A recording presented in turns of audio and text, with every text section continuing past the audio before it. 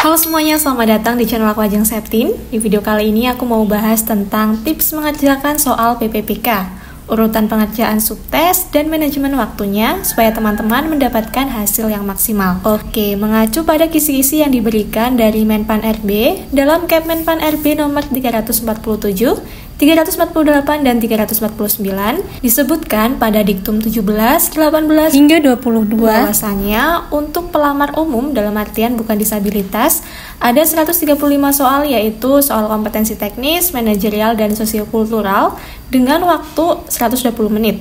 Ditambah soal wawancara ada 10 soal dalam waktu 10 menit. Sehingga totalnya ada 145 soal dalam waktu 130 menit.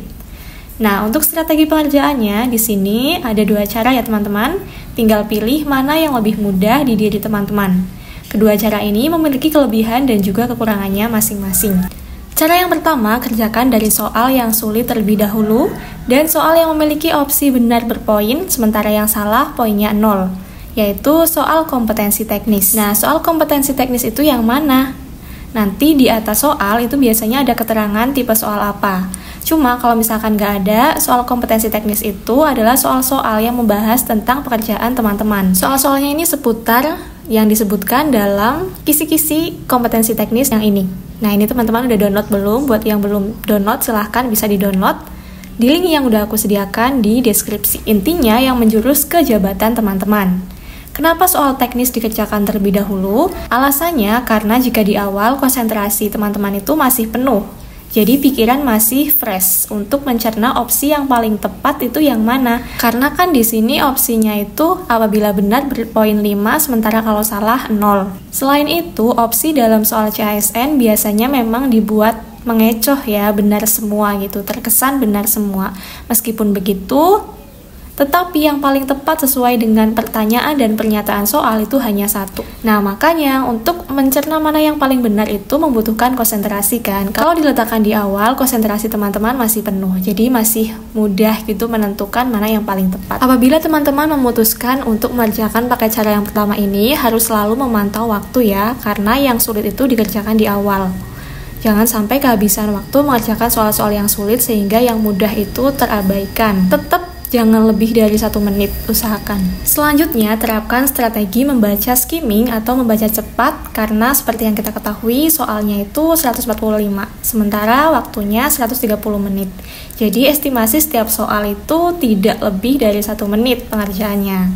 Nah, untuk menguasai strategi skimming ini tidak instan ya teman-teman, harus sering latihan tryout yang sudah ada waktunya. Nah, kebetulan ini ada informasi dari jekotes.id, ada tryout PPPK gratis yang bisa diikuti teman-teman. Daftarnya bisa di link yang ada di bio TikTokku yang ini, atau nanti aku kasih di kolom komen sehingga teman-teman bisa langsung mengunjunginya. Sementara buat yang premium akan mendapatkan semua akses tryout dan simulasi. Ini banyak banget tryout dan simulasinya, kemudian live class, materi PPPK, dan modul materi PPPK.